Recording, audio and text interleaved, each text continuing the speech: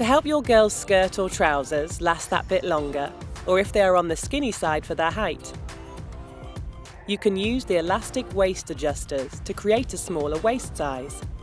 Each trouser or skirt has enough elastic to reduce the waist size by at least 2 inches.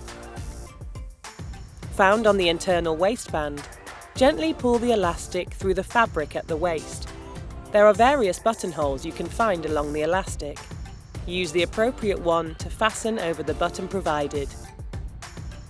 It is advisable to tighten equally on both sides of the waist so that the back of the trouser or skirt hangs nicely.